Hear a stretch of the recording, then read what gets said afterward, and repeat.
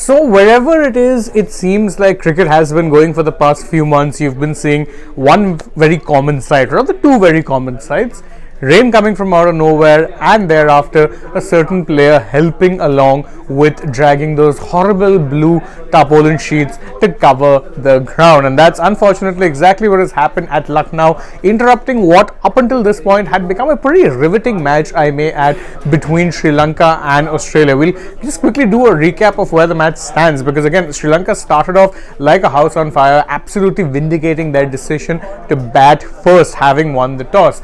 But they did lose their way a little bit thereafter, because once the openers were dismissed by Pat Cummins, you had Adam Zampa take 2 wickets in as many balls and even get on a hat trick at one point. And thereafter, Sri Lanka ended up suffering a little bit of a slump in terms of like the scoring rate drop. And let's be very fair, where they are right now, they're 178 for 2-4 with about 18 overs still to go, if memory serves me right. They're still in a very good position to be getting to about 300, which of course their skipper had said at the toss would be around the par total, because quite frankly the pitch is expected to start turning a little bit in the evening. However, the kind of start that Sri Lanka had, they wouldn't have been content, or they won't be content even if they get to just 300, because they had a very good start. 125 for no loss. They were making an Australian bowling unit that are actually world beaters, or filled with world beaters. You've got a Stark, you've got a Cummins, Hazelwood, Zampa, all were looking utterly clueless. They were unable to deal with the way the Sri Lankan openers were approaching their innings, and it was a good mix, you can say,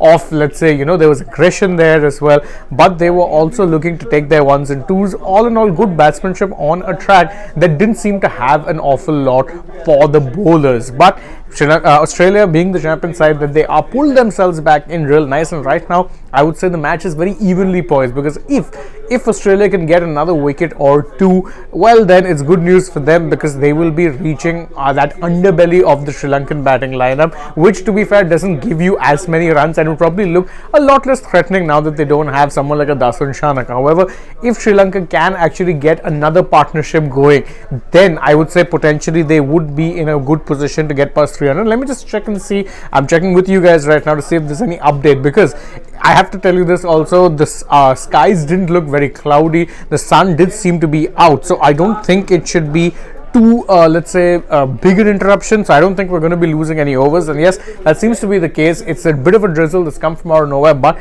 no updates yet. In case we do have any updates, we will join you live, as we always do over here at Sports Today. Right now though, that's all we have. The game, which is rather poised very finely between Australia and Sri Lanka, has been stopped due to a sudden, rather unexpected bout of rain. Hopefully it passes soon and we get a match, and if we really hope that the World Cup's been riveting so far, you don't really get to see too many rain interruptions. So that's the update from my side. Thank you guys so much for joining us. Please don't forget, if you enjoy our work, like it, share it with your friends, subscribe to the channel, tap the bell icon, leave us a comment, follow us on Instagram, Twitter and Facebook. Don't forget to download the Sports the app, and if you're already on the channel, go ahead, check out some other videos we've done as well. For now though, from my side, it's goodbye.